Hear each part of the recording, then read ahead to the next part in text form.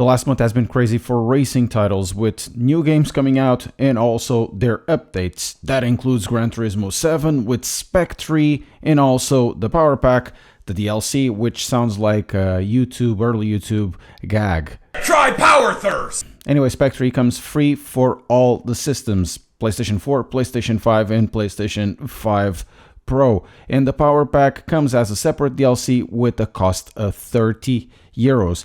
It is a little bit different because it has a very interesting premise and it has been a lot of fun, at least for me. Spec 3 brings 8 cars, 2 new tracks, and a lot of changes. As for the cars, we finally have a new Group 3 car, the 296 GT3. There's also one of my favorites for years, the Mainz GTR R34 that I used a lot in Gran Turismo 5, but this is coming from way before that.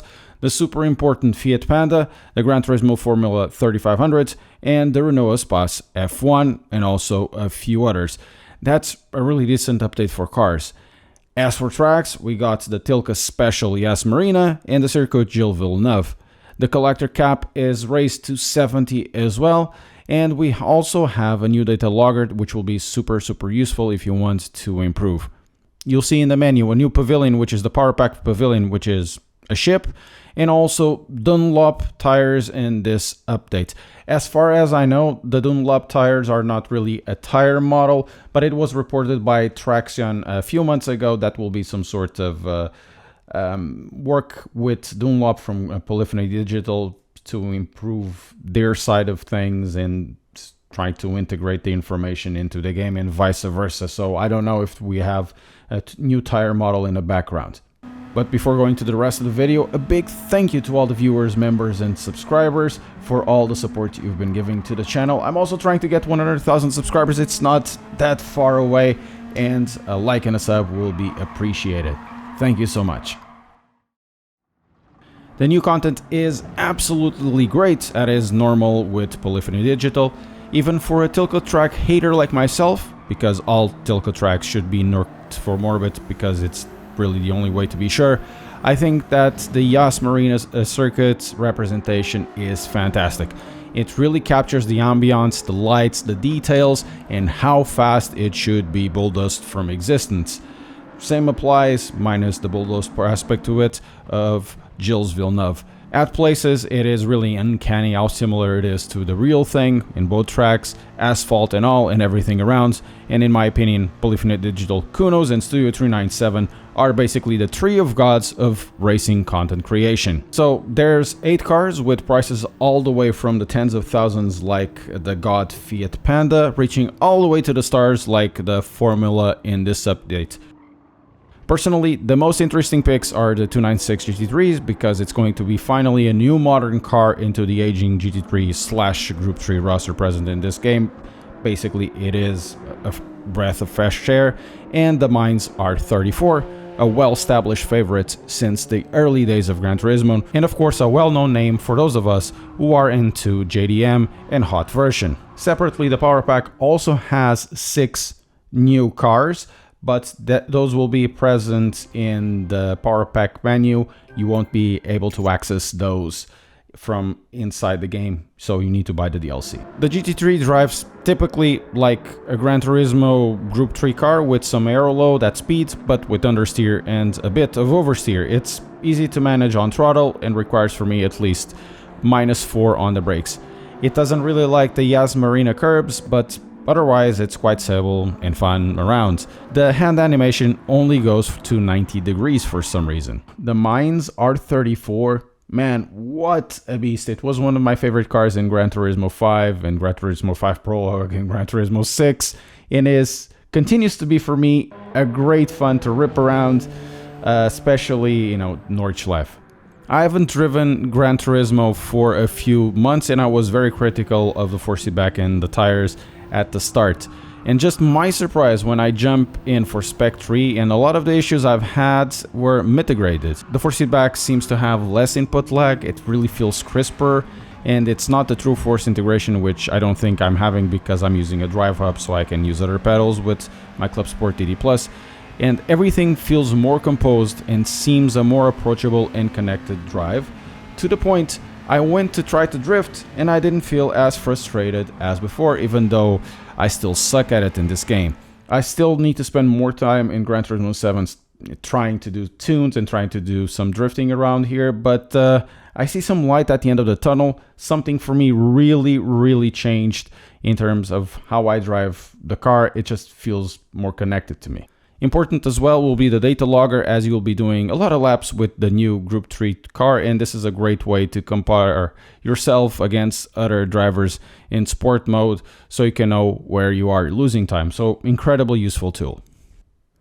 I'm prefacing my opinions of the Power Pack with physics and force feedback because a lot of my experience, a lot of my enjoyment of Power Pack actually derives from the use of the physics and force feedback, but it goes much deeper than that. So the Power Pack is not cheap. It's 30 euros.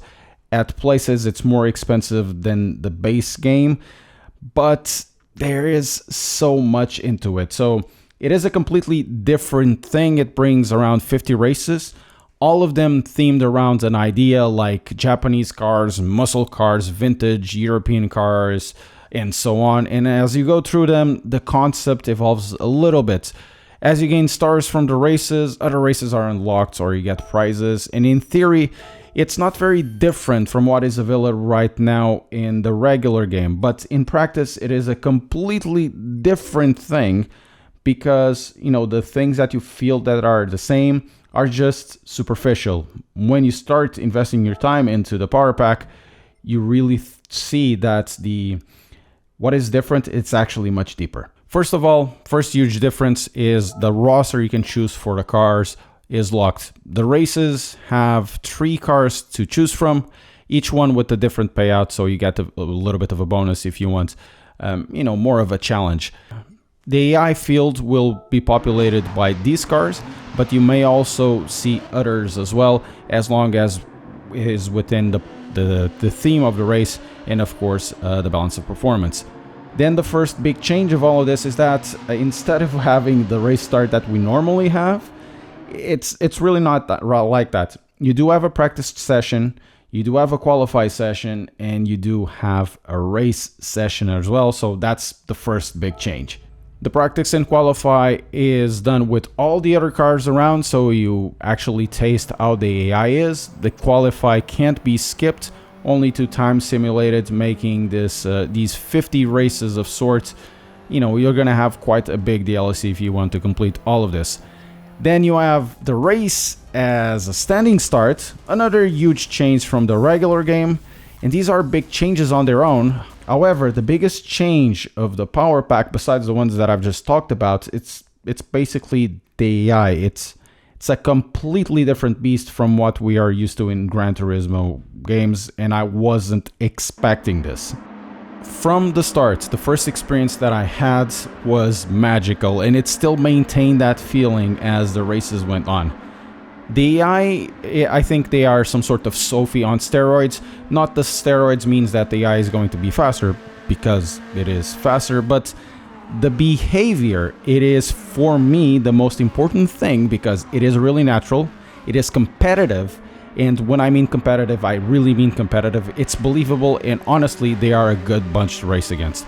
They will attack, they will defend, they will loiter when they're slower, but they're also going to be aggressive when they need, and will race the player, and also will race each other in ways that competes and in places is above other AI current on the market.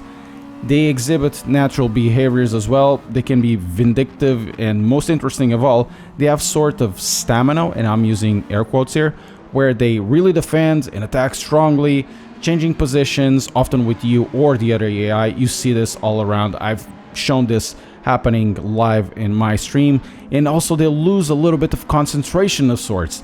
They lay back a bit, a few tenths when they lose focus, once again air quotes here, and make a few mistakes, and then they try to recuperate. This is all over the field. You can see it happen in front, behind, with you. It's not the case where the AI only reacts to the player, and in the rest of the track they just stick to be a train, which is oftentimes what happens in a lot of sim racing games. I've been around for a long time. I've raced a lot of the AIs.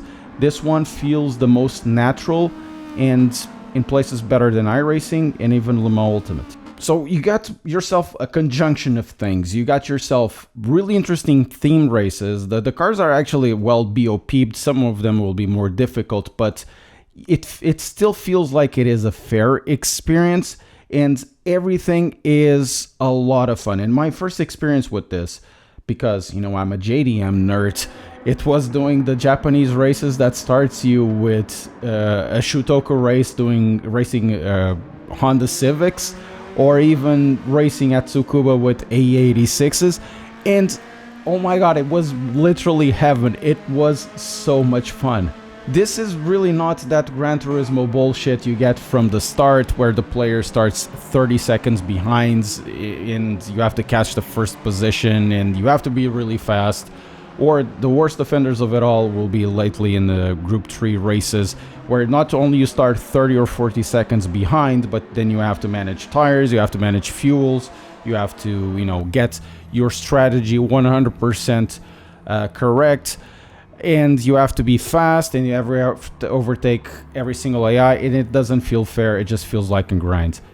Sophie, or whatever this is, feels fair, feels engaging, and honestly, I hope they expand this to the rest of the game. As the Power Pack progresses, it becomes more complicated because you have to manage tires and fuel, and the races become definitely more difficult, but once again, it feels fair. It feels challenging and fair.